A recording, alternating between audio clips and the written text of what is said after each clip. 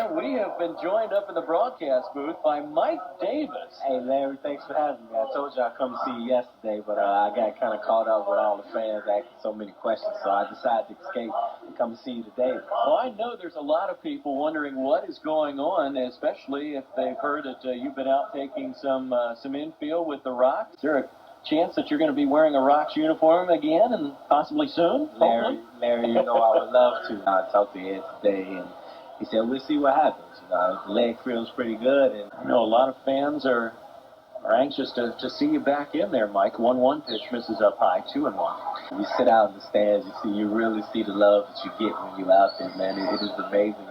It's truly a blessing, and I love every bit of it, man. And my host family always.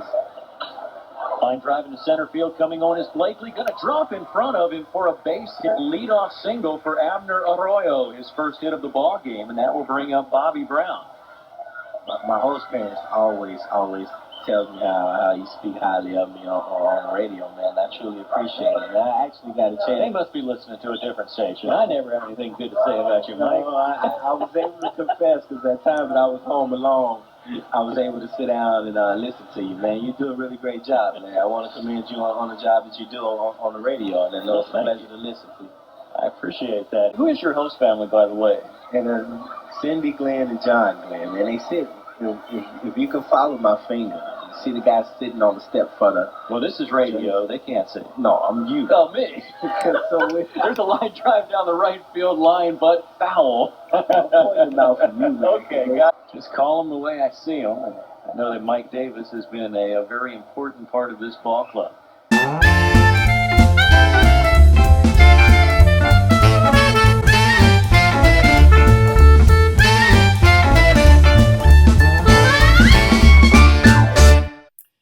Mike Davis was a fan favorite and was a huge part of the love affair between the city of Brockton and its Rox. He was also an important part of the Rox winning chemistry. He missed a week in late June, but his groin injury in mid-July was so severe that the Rox just could not justify keeping him on the roster. In the Northeast League, there was no disabled list, so they released him. Mike Torres took over at second base and did a fantastic job, hitting so well that Ed often batted him cleanup. Mike Davis, meanwhile, stayed in Brockton and did his rehab. Now, I've heard rumors that some independent teams would pay players under the table in situations like that. You stick around in the city, do your rehab, and then you get re-signed. Don't know if that was the case here, but Mike rehabbed quicker than expected, and in early August, shortly after that broadcast you heard, the Rox re-signed him, and he was back in the lineup. While Mike was a great guest in the booth that night, I was disappointed earlier in the season, though, at Campanelli Stadium on Marvelous Marvin Hagler night. The boxing legend, who had relocated to Brockton as a youngster and wound up training there with the also legendary Pat and Goody Petronelli, was honored in pregame ceremonies, and he and his entourage hung out in a suite just a few doors down from my broadcast booth. Sadly, the Rox staff was apparently too intimidated by Hagler to invite him over. I did get this cool bobblehead, but no interview. And that was unfortunate, because I had covered boxing for years, had been a ring announcer, had interviewed boxing champions like George Foreman, Larry Holmes, Alex Stewart, Evander Holyfield. So pretty sure I would have done an entertaining interview with Hagler. I did, however, get to share the booth on August 2nd with another legend, a broadcasting legend.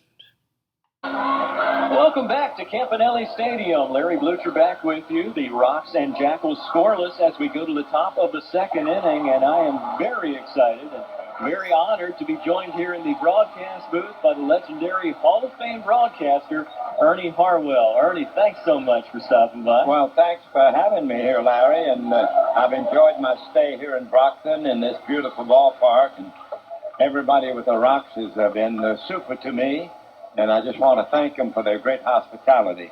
We are glad to have you here. What do you think of this little ballpark? Oh, I love it. I've told quite a few people that I like the dimensions because they're a lot fairer than you get sometimes in the major leagues where the new ballparks favor the hitters a little bit too much, I think. Coming out to a park like this, bring back any memories from I early in did your in career? Atlanta when I broadcast the Atlanta Cracker games after I came out of the Marines, and I really cherished that experience.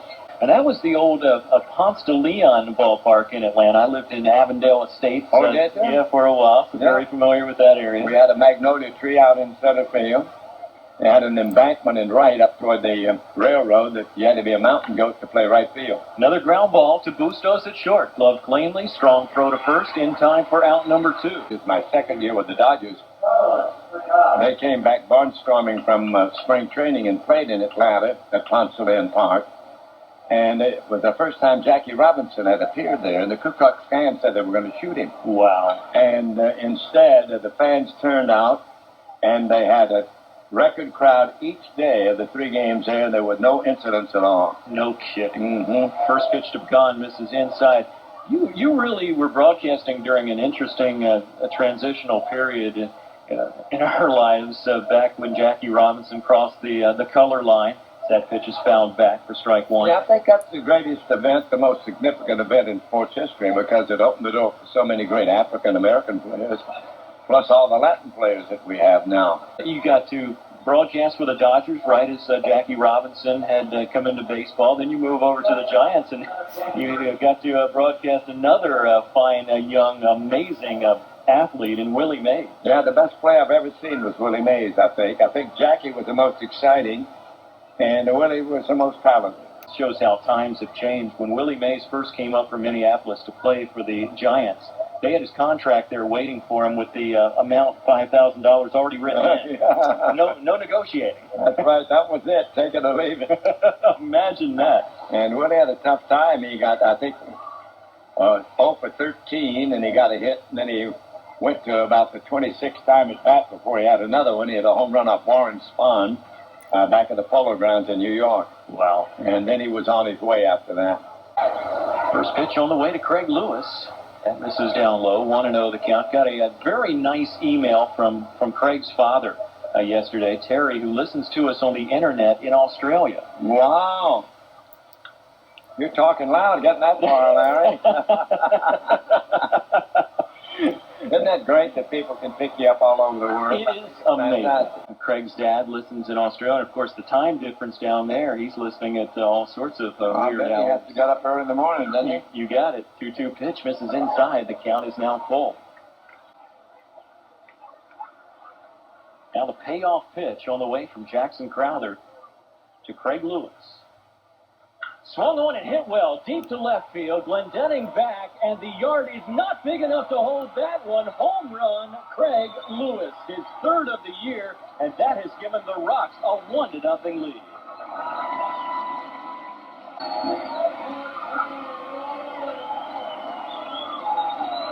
My guess is there's a few people back in Australia probably jumping up and down right now. They're jumping down under. The Rocks up 1-0 after that long home run to left field by Craig Lewis. Ernie Harwell, thank you so much Thank you, for Larry, joining us. and keep up the good work. I appreciate Enjoyed it. listening to you. 2 innings in the books here at Campanelli Stadium. The Rocks lead the Jackals 1-0. What a thrill having Ernie Harwell up in the booth. Heck of a nice man, incredible broadcaster. I tell young broadcasters, any that will listen to me, that you got to try to be yourself on the air. You can't emulate someone else that you're not. People will see through that. I was more like a John Miller type of approach. I like to entertain as well as inform. Ernie Harwell's approach was more straightforward, and nobody did it better. I mean, if you were sitting in your living room with a radio listening to Ernie Harwell, you could close your eyes and he would take you right out to the ballpark. I mean, he was that good at describing the action and setting the scene, very deserving of his spot in the Hall of Fame. The Rocks went on to win that game over New Jersey 2-0, getting yet another strong starting effort from left-hander Scott Martin, who was exceeding expectations.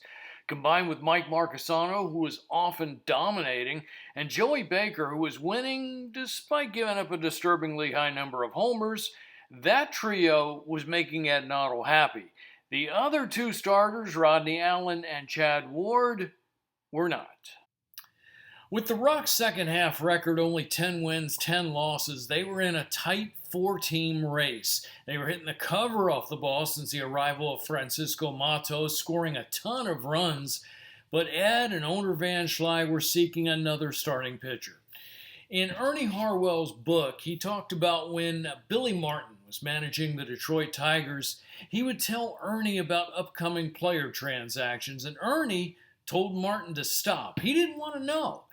Now, I had gained Ed's confidence, and he would usually confide that kind of information in me, and I appreciated the insight, but in retrospect, I wish I had done what Ernie had done and asked Ed not to tell me. Because on our next road trip, I would have to smile and laugh with a Rox player who I liked and got along with well, knowing full well that he was going to be released upon our return to Brockton. Be sure to click the subscribe button to follow my wild and wacky journey with the Brockton Rox because more episodes are on the way. Thanks for watching.